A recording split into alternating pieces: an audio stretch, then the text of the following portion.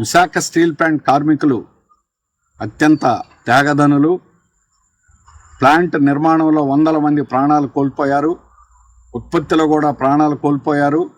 నేడు అతి తక్కువ జీతాలతో అతి ఎక్కువ కష్టం చేసేవారు విశాఖ స్టీల్ కాంట్రాక్ట్ కార్మికులు. కేంద్ర ప్రభుత్వం బీజేపీ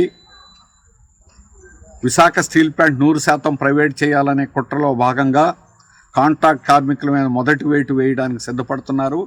30% మంది 4,000 మందిని తొలగించాలని అక్టోబర్ 1వ తేదీ ప్రయత్నం చేశారు. ఆ పన్నాగాలను ఎదుర్కొన్నాం, తిప్పికొట్టాం.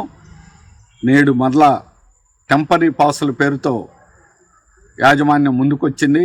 టెంపరీ పాసులే కాదు, ఈ పేరుతో ఉద్యోగాలు తొలగించడం, ఉద్యోగం తొలగించడం అంటే ఉరిశిక్ష వేయడం. 30% కాదు, తర్వాత మిగిలినటువంటి వారిని కూడా ఒక్కరిని కూడా ఉంచరు. కేవలం ఇప్పుడున్న వాళ్ళందరినీ తొలగించి కొత్త వాళ్ళ నెలకు 10,000 రూపాయల ఉద్యోగాలతో కొత్త వాళ్ళని వేసుకోవాలనేది ప్రైవేటు వాళ్ళకి లాభాలు చేకూర్చడానికి ఇది మొదటి మెట్టు. అందుకని ఈ ప్రయత్నం ఇతర 100% వాటాలు అమ్మిన అన్ని కంపెనీల్లో కూడా ఇట్లాంటి ప్రయత్నాలు జరిగాయి. అక్కడ తిప్పికొట్టారు, ఆగిపోయాయి. ఇక్కడ కూడా మనం ఎదుర్కోవాలి. కాంట్రాక్ట్ కార్మికుల సత్తా ఏమిటో చాటాలి. ఉత్పత్తిలో ఈరోజు కీలకమైన విభాగాల్లో ఉన్నాం.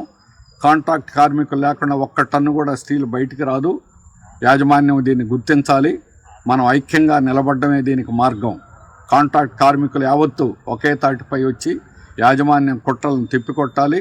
టెంపరీ పాసుల్ని ప్రతి ఒక్కరూ వ్యతిరేకించాలని CITU తరఫున యావత్ కాంట్రాక్ట్ కార్మికులను కోరుతున్నాం. Welcome to our YouTube channel. Don't forget to like, subscribe and share the videos.